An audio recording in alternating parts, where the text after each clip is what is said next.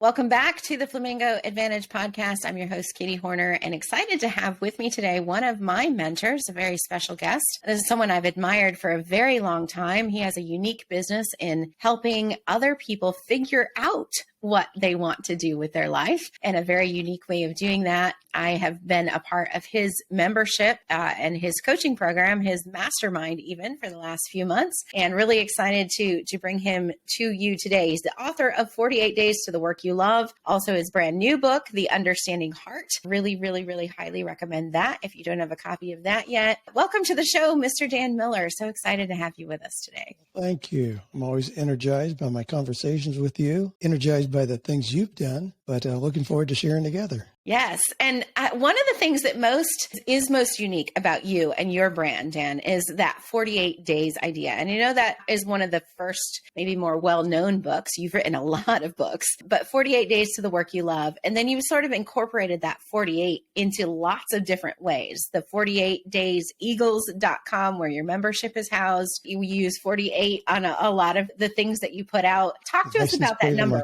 That's special for you. Yeah, it's a license plate on my car. It initiates a lot of conversations everywhere I go. And here's how that happened. And as a marketing guru, you'll really appreciate this because it was more by accident than by design. I'm one to always experiment with things. I'm always experimenting with everything that I do. So this was years ago. And my name at the time was The Business Source. Now, can you think of anything more generic and mundane than three words that are so commonly used, nobody pays attention? And they were, but that's just what I had used that for several years. And then I experimented. And here's where it came from. I grew frustrated with the fact that I would meet with people who clearly were unhappy with their lives the way they were. We would map out a plan of what you need to do, the steps for the next 90 days, the next 180 days to change your life dramatically. Then I'd run into them a year later. Gee, they hadn't done anything. And I'm like, you got to be kidding me. Well, I'm waiting until the kids get out of high school. I'm waiting until I pay off my own student loan debt. I'm waiting until the mortgage is paid off.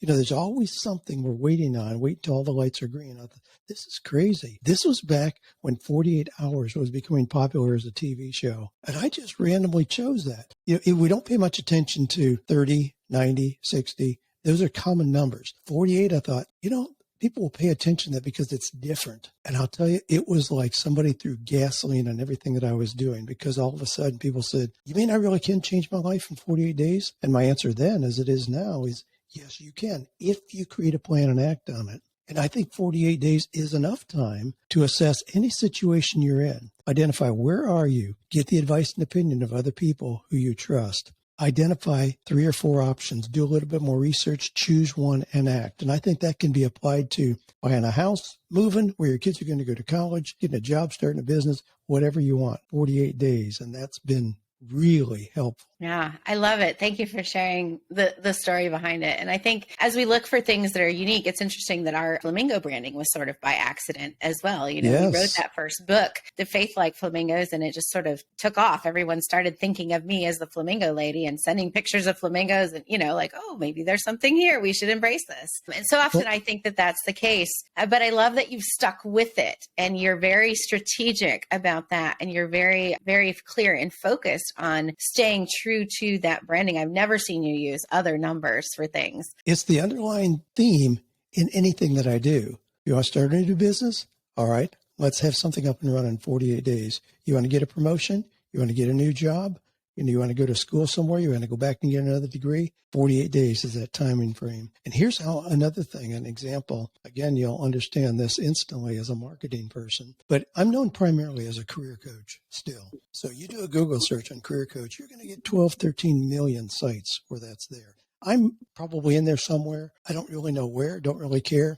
You put in 48 days, I own that. I'm going to own the first couple pages of a Google search, not because of fancy SEO or paid marketing or anything, just because that's what distinguishes me from all those other career coaches out there. 48, I'm the 48 days guy. And again, that has been the magic sauce for a lot of years. Yeah, I love that. And if you guys are listening or watching this on our video channels, I want to challenge you to just go and do that. Open another screen tab right now and look up 48 days in the Google or the browser or whatever it is and see, because I'm sure you're right. And then if you want to test another one, go look up the Flamingo Advantage and see what comes up for that. because I'm pretty sure we own the searches on that one too. So fun and important that it stands out, right? It's not one of the numbers we hear all the time, like you said, and that it is unique and meaningful to you. And something that you said there is like, it's enough time to make a plan and take action, but not so much time that we get bogged down or that we allow ourselves to get distracted. And I think that's hugely key for any of us in making progress in our business, wouldn't you say? Absolutely. It's so easy to just wait and what Zig Ziglar used to call cooked in the squat. We start thinking about something. And, I talk to people who are writing a book. Gee, great. How long have you been working on that? Oh, 7 years. You got to be kidding me. Throw it away and start over and do something significant. But yeah, it just is a reminder to take action rather than just getting stuck in thinking, planning, organizing. Do you ever get stuck? Wow. I'm wired in such a way that I have to take action very, very quickly. I love starting things. I love taking action. And I just, it is against my nature to feel like I'm stuck in something. Now, I'm probably overlooking something where you could identify that I got stuck, but most things I don't. I take action very quickly. What's the first thing you do when you have a new idea or something new you want to act on? I'm a writer, first and foremost. So writing helps me think through my ideas. But my writing very quickly reads then to research. What about that? Just at lunch with my wife, Joanne, just earlier today, she was talking about she'd love to put together a writer's group. And I said, well, what would that look like? And she started talking, and rather than just reviewing a book at a time, which book clubs often do, I said, I know you'd be more interested in it being like a quilting club or an art club where what you're doing is just a vehicle for sharing life together. She says, oh yeah, I want us to talk about our lives and what we're experiencing. I said, I've got a book, Bandersnatch. It's written about the group that C.S. Lewis had called the Inklings. It's marvelous at explaining the dynamics of what went on in that group. So that's how I take an idea and just, okay, I'll bet I have some resources. If I don't, I'm going to reach out to my network of people and find what will help me expand this idea very quickly. I very quickly identify who's an expert in that area where I had that idea. I want to reach out to them. I'm not patient enough to just learn it slowly over a long period of time. I'll get a coach. I'll find a mentor, somebody to help accelerate my understanding of that idea very quickly, so that I want to, in 48 days or less, have that fully fleshed out. What's that going to look like as it materializes? What do I want to do with that idea? So I love new ideas. I mean, I'm a fountain of ideas, and I hope that I always am, because I don't want to just have a life of sameness. If there's anything that's dangerous for me, Katie, it is that. It's predictable sameness, even if that sameness is pretty successful in light of how other people would view it. I just don't like sameness. So I'm always looking to what is the new idea? What is going to be next? What can I start and grow? So would you say that you like adventure? Well, in my own way. Now, I'm not one to feel like I need to bungee jump or go climb Mount Kilimanjaro. Not in that way, but in my own mind, I'm very adventurous. I explore new things and I research new cars that are coming out, and I'll go a long ways to go to a particular car show. So the things that line up with my areas of interest, I'm looking for how can I be innovative and adventurous in that? But I'm not a sports guy. I don't play golf. There are a lot of things like that other people would consider to be great adventures that are not very appealing to me. What do you think is the greatest adventure you've had? Oh my, wow. That's a challenging question. A couple of years ago, there were 7 guys in our mastermind who went to Cuba together. It was a phenomenal experience. We went with no agenda. Well, we just went down there to experience the people, the culture, the food, the cars. But it was surprising what happened again in the conversations that we had and the people that we met that we could never have planned out in advance. They were just spontaneous because we were there just savoring the moment. So that's one example. I'm sure there are more.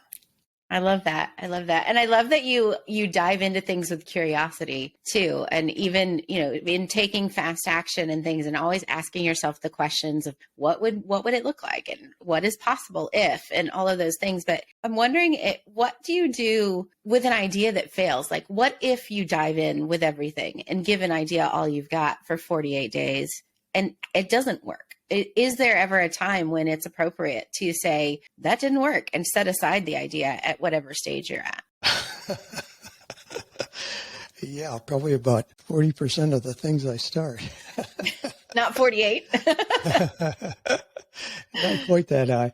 But when I start something, and may seem counterintuitive or kind of scary to some people, your listeners, but I start things that have a high potential of not working, because that's what energizes me. That's what's appealing. If something is guaranteed to work, big deal. There's no adventure in that. There's no adventure in that. So I purposely start things where I'm very unsure that it will work. But if it doesn't, then I'm also quick to abandon it. The old adage, winners never quit, quitters never win. I mean, that's ridiculous. Winners quit often and quickly when something's not working. This next week, we're going to Dallas. Well, if we go up in the plane and all of a sudden, we're 30 minutes out and realize we're headed to Chicago, we're not just going to keep going because now we're committed. No, we're going to redirect, come back and start over. If you realize you're off track and something isn't working, now the question then inherent in that is, how long do you work on something before you abandon it? Now, if it really is an idea, let's take something that's familiar in the world that we're in. If it is writing a blog or working on a book or starting a podcast or starting a mastermind or an online community, there in those things, my timeline is a year. If I say I'm going to do it, then I'm going to do it for a year without second guessing myself or looking over my shoulder. But if after a year I really take an evaluation, it's not producing results that I want, then I'm going to quit. I'm going to unplug it. I'm not just going to say, persistence, makes everything work. Just do it long enough, or you may be 3 feet from the gold vein. Just keep digging. And I've probably missed some things along the way because I quit, but I've also had some things work. Didn't look very promising in the first 6 months, but at a year's time, we're really getting some momentum. I mean, in podcasting, the average podcast has 7 episodes. 7.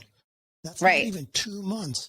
And people say, gee, I've only got 1,000 downloads. Nobody's listening. And they abandon it. Well, it takes some time in a medium like this, with the kind of competition we've got out, to build a name, reputation, and an audience. So my rule of thumb there is a year. I love that. Thank you. Thank you for sharing that. And I know that was true for us with our previous podcast, For Your Success. We did over 200 episodes of that one before we kind of shifted gears and went off into this Flamingo Advantage direction. But it does, it takes persistence and it takes consistency and it takes a little bit of resilience to get through the messy middle and those hard times when it doesn't maybe feel like things are working. And I think having a goal that says, okay, I've committed to this for this much time does help you to stay motivated to push through until you get to that point of safe evaluation where you can decide if it really is worth it or not. You mentioned a couple things in there that are important. That is consistency. In doing something like this, a podcast as an example, I don't think there's anything that builds trust like consistency. And what a lot of people do is, well, gee, it didn't suit me this week, and so I'll just skip. It doesn't make, nobody's holding my feet to the fire. Nobody's looking over my shoulder. But without consistency in a medium like this, people don't learn to trust you. So I started my podcast in 2006, having come off of terrestrial radio for 6 years in Nashville, Tennessee, but then went to podcasting. And I said, I'm going to give these career tips, every Friday they'll go up. If you like it, share it. If you don't, let us know. You don't, that was my newsletter. Well, but I started the podcast in 2006 saying, going from radio, this is the way I'm going to be handling listener questions from now on. I've never missed a week. I've never done a replay. And it's now been over 17 years. Wow. That builds trust and it builds momentum and a whole lot of fun things. Of course, having been one of the early ones, back when I started podcasting, as near as we could identify, there were about 25,000 podcasts. today, as you know, there's over 4 million. Right. So it takes something to get attention in that sea of sameness out there. You better be doing something unique to attract an audience. Yeah, I love it. The consistency is key. And for those of you wondering, where do I go to find Dan Miller and his podcast, his books? We want to point you over to 48dayseagles.com. You can find out about his membership, his books, links to back to his podcast and all the things that he's doing there. Talk to us about your membership, Dan. Membership is not necessarily a unique business model, but it's worked for you, and you've pulled in the uniqueness of the 48 branding into that. And you have other things, other tiers that happen as well. What does that business model look like for you? That's a great question, because the way it developed is one of those things that in retrospect that I can see how beautifully it unfolded. Now, God's timing was so perfect in it too. We were doing live events on our property in Tennessee. We had a converted barn on our property we called the Sanctuary. It was a beautiful space where we could house about 60 attendees at any given time. We always told people our events capped at 48, but we would squeeze 60 into the space. But we had barn then with guest quarters, and my office was in there. We were doing those. Did those for 12 years. And then the county that we lived in showed up and said, you can't do live events in your property. And I'm like, what are you talking about? We're out in the country. It's our property way up back off the road. No, you're not zoned for that. You can't do that. And they absolutely shut us down. Wow. We had been doing 7 events a year. People paid $1,000 for a 2-day event, 7 events with 60 people in it. You can do the math on that. That's close to $500,000. That was a big hit. County says you can't do that. Well, as you indicated earlier, I always look at situations like that and say, okay, what does this make possible? And I thought, how can we continue to have people to come together? We saw what was happening in terms of transforming people's lives, having them come together, spending time together, breaking bread together, and they go and do these wonderful things. How can we continue to have people to connect, to support each other, to cheer each other on? And this was back when online communities were kind of just getting started in popularity. And I thought, well, we could try that. It doesn't have some of the things that I like about being together in a physical space, but we could try that. Well, we did. The first week, we had 376 people join our online membership, and it has grown consistently since then. And guess what? 2 years later, COVID hit, and everybody that had live events planned had to cancel them because nobody was traveling. We weren't meeting in groups and all that. I was positioned perfectly at that point to accept the hunger that people had for getting together, and it fueled what we were already doing in 48 Days Eagles. Again, it was an unwelcome, unexpected situation that caused me to start it, but then I was positioned perfectly for it 2 years later, and now it's grown significantly beyond that, and it's one of the most delightful things that I've ever have been a part of. Are all these people, we call them Eagles. They're in there, they're sharing ideas and resource generously, and instead of it being just a 2-day event, it's ongoing. So people feel the all year long support, multiple years of being supported in the group and sharing their ideas there. They can test their ideas and get immediate feedback on them. I love that. I love that. And I've been privileged to be able to share in the group. I've listened to other speakers that you've had in there as well. Really a wealth of information for anyone interested in figuring out, how do I build a business and what lights me up. And I just love the way that you're sharing there. You also are back to live events though, correct? We have one coming up in a couple of months. Tell us a little bit about that. Last year. So here's another experiment. I was missing the live events in addition to our online communities, but I was missing that. So last year, I announced that I was going to do Food for Thought with Dan. These were lunches with me. No cost, no agenda. We just show up and share time together, share a lunch together. 2-hour lunch. I would have people submit applications. I chose 12 people, 5 different locations. We did that. Those were absolutely delightful. And some of the things that came out of those were just amazing. And I thought, you know what? I really want to do that. So we've gone back to having an extension of that. But 1-day events were called Eagles Innovate. We do a play on the word innovate. But these are times to get together, and it's just 1 day. It's from 8:30 to 4:30. So it's just an extension of my lunch, really, to spend time together. So we're doing those. Yeah, we're starting to do those in locations. And here's the fun thing about that, Katie, is we just announced it to our online audience and said, where do you want to have events? And if you want to have an event somewhere, tell us where we could meet. And we're having people just pop up all around the country who are saying, gee, I've got a place you can come meet. Just this morning, I had a gentleman with an unbelievable mansion up in the Chicago area. He says, come here. have one here. And these are people that say, just come here. You don't have to pay us anything. So we're doing that at churches, conference centers, people's private residences, retreat areas. Yeah, so we're doing that again, which is so fun. And to see people who are registering, those who are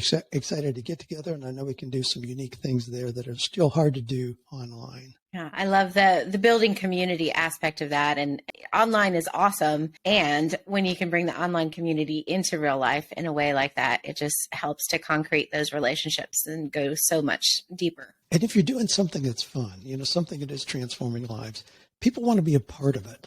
So leaders emerge just everywhere. And they say, how can I help? How can I be a part of it? And we just give them opportunity to do that. Hey, why don't you take care of catering in this arena? Why don't you set up the sound equipment that we need in this arena? We just give people opportunities to do that. And of course, as you know, we give people opportunities to speak as well at those when they've proven their leadership chops.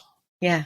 Love it. Love it. Thank you so much for sharing how all of this works and in your business and the uniqueness of it, the way that you're empowering others to find their unique specialty in the world and serve others that way. It's been a privilege to have you here today. If you want to connect with Dan, find out about these events, find out about his membership, we're going to again have you head over to 48dayseagles.com and get the information there. We'll also have the link in the show notes. Dan, what is the one thing you'd want people to walk away from today and remember? One of the things that I'm reminded of, because I have the privilege of working with people who are 13 years old and people who are 83 years old, but I met with a gentleman just last week who is retired as an attorney, but he really has no vision for the rest of his life. It just broke my heart. He described himself as he was an attorney because he had the academic ability to go on to graduate school, so he did, and he got a paycheck for that, but he never really cared for it. And so when I ask him now, what do you want his life to look like? What does he enjoy? He's really empty